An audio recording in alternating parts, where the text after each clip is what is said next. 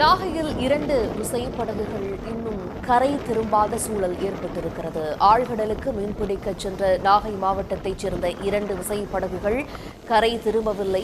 விவரங்களோடு இணைகிறார் நமது செய்தியாளர் சகாதேவன். சகாதேவன், இந்த 2 விசைப்படகுகளும் எப்போது கடலுக்கு மீன்பிடிக்க சென்றது? இப்ப கடலில் ஏற்பட்டிருக்கக்கூடிய இந்த சீற்றம் காரணமாக அவங்களால திரும்ப முடியலையா? யாரெல்லாம் சென்றார்கள்? என்ன பாதிப்பு இருக்கு? அதாவது சென்னைக்கு 560 கிலோமீட்டர் தூரத்திலும் புதுச்சேரிக்கு 460 கிலோமீட்டர் தெற்கு தென்கிழக்கு திசையிலும் டிட்வா புயல் மையம் கொண்டுள்ளதால் நாகையில் கடுமையான கடல் சீற்றம் காணப்படுகிறது. குறிப்பாக நாகை உள்ளிட்ட டெல்டா மாவட்டங்களில் இன்றும் நாளையும் மிக கனமழை பெய்யும் என இந்திய வானிலை ஆய்வு மையம் அறிவித்திருந்தது. இதன் காரணமாக கிட்டத்தட்ட கடந்த ஒரு வார காலமாகவே நாகப்பட்டினம் மாவட்டத்தைச் சேர்ந்த மீனவர்கள் மறு அறிவிப்பு வரும் வரை கடலுக்கு மீன்பிடிக்க செல்ல வேண்டாம் என மாவட்ட மீன்வளத்துறை அறிவித்திருந்தது.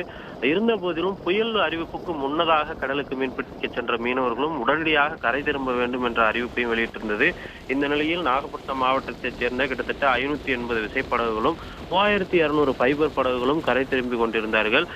பைப் படகு மீனவர்கள் முழுமையாக கரை திரும்பிய நிலையிலும் விசைப்படகு மீனவர்களும் 500க்கும் மேற்பட்டவர்கள் கரை திரும்பி விட்டார்கள். இந்த சூழ்நிலையில் நாகை அக்கரைப்பேட்டை மீனவ கிராமத்தை சேர்ந்த எழிலரசன் என்பவருக்கு சொந்தமான விசைப்படகு கிட்டத்தட்ட 2 விசைப்படகுகள் சென்ற 20க்கும் மேற்பட்ட மீனவர்கள் ஆழ்கடல் தொழிலுக்கு சென்று இதுவரை கரை திரும்பவில்லை என்ற ஒரு தகவல் மீன்வளத்துறையிலிருந்து வந்திருக்கிறது.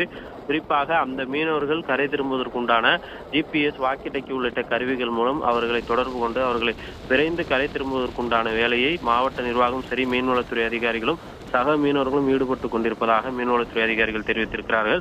குறிப்பாக இன்று மாலைக்குள் அவர்கள் கரை திரும்புவார்கள் என எதிர்பார்க்கப்பட்டாலும் கடலுடைய காற்று சீற்றமும் கொந்தளிப்பும் அதிகம் காணப்படுவதால் கடலோர மாவட்டங்களில், அதாவது குறிப்பாக நாகப்பட்டினத்தை சேர்ந்த கிட்டத்தட்ட 25 கிராமத்தைச் சேர்ந்த மீனவர்கள் கடற்கரை பகுதிகளுக்கு எந்த விதமான மீன் தொடர்பான மீன் விற்பனை அல்லது எந்த விதமான பணிகளிலும் ஈடுபட வேண்டாம் என்ற ஒரு அறிவிப்பையும் மாவட்ட மீன்வளத்துறை வெளியிட்டிருக்கிறது. விவரங்களுக்கு நன்றி சகாதேவன்.